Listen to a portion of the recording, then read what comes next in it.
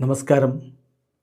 Raf talk ഫുട്ബോളിലേക്ക് അവർക്കും സ്വാഗതം. ലാലിഗയിൽ ഇന്നലെ FC ബാഴ്സലോണ റയൽ സോസിഡാഡിനോട് 2-1 പരാജയപ്പെട്ടല്ലോ.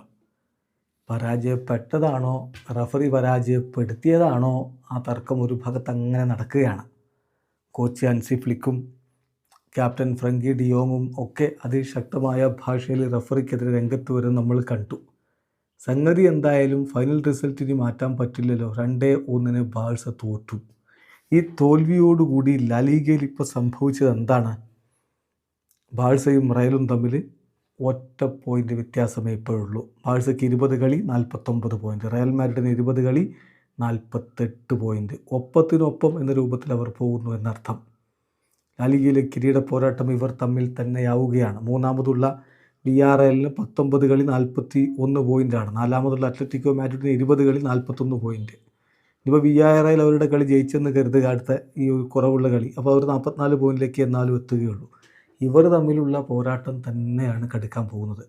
പ്രമുഖ ഫുട്ബോൾ പോർട്ടലുകൾ ഈ ബെറ്റിങ്ങും മറ്റുമൊക്കെ നിരീക്ഷിക്കുന്നവർ ഇപ്പോൾ പറയുന്നത് റയലിന് ഇപ്പോൾ കിരീട സാധ്യത 40% എന്നാണ്.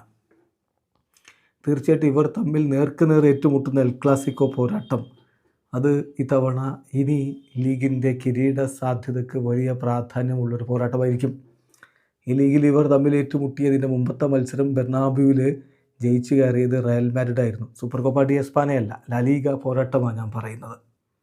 ഇനിയിപ്പോൾ അതിൻ്റെ റിട്ടേൺ ലെഗ് വരാൻ പോകുന്നത് ക്യാമ്പ് നൗവിലാണ് എന്നുള്ളൊരു അഡ്വാൻറ്റേജ് ബാഴ്സയ്ക്ക് ഉണ്ട് എന്നതും നമ്മൾ മറക്കേണ്ടതില്ല. അപ്പോൾ ഈ ഒറ്റ പോയിൻറ്റിൻ്റെ വ്യത്യാസം മാത്രം ഷാബിയെ പറഞ്ഞു വിട്ടത് ഒരല്പം നേരത്തെയായി പോയില്ലേ എന്ന ചോദ്യം ഇവിടെ എന്തായാലും ഉയരുന്നുമുണ്ട്.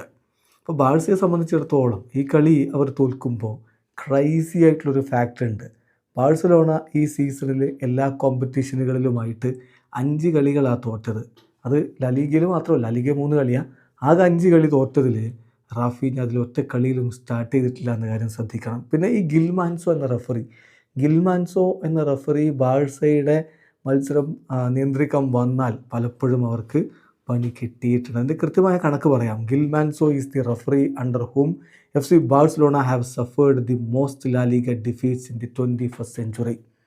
21ാം നൂറ്റാണ്ടിൽ ഏതെങ്കിലും റഫറി കളി നിയന്ത്രിക്കുമ്പോൾ ബാഴ്സ ഏറ്റവും കൂടുതൽ കളികൾ തോറ്റതിൻ്റെ കണക്ക് ഗിൽമാൻസോയുടെ കീഴിലാണ്. അതായത് അയാൾ കളി നിയന്ത്രിക്കുമ്പോഴാണ്, ഗിൽമാൻസാനോയുടെ കീഴിലാണ്. 8 മത്സരങ്ങളാണ് 35 കളികളിൽ അയാൾക്ക് കീഴിൽ തോറ്റിട്ടുള്ളത്.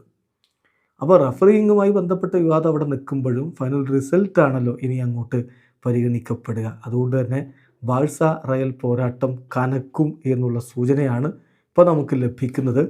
ഇനി ലാലിഗയിലെ വരുന്ന മത്സരങ്ങൾ ഒവെയ്ഡോ, അതുപോലെ അതിനുശേഷം എൽച്ചയ്ക്കെതിരെയുള്ള കളി, മയോർക്കെതിരെയുള്ള കളി, ജിറോണയ്ക്കെതിരെയുള്ള കളി, ലവാൻറ്റയ്ക്കെതിരെയുള്ള കളി, ഇങ്ങനെയുള്ള കളികളാണ് അവർക്ക് വരാൻ പോകുന്നത്. അത് ബാഴ്സലോണ ഒരിക്കലും പോയിൻ്റ് നഷ്ടപ്പെടുത്താത്ത വിധത്തിൽ മികച്ച രൂപത്തിൽ പെർഫോം ചെയ്ത് മുന്നോട്ട് പോവുക എന്നുള്ളത് ഇപ്പോൾ നിർബന്ധമായി മാറിയിട്ടുണ്ട്.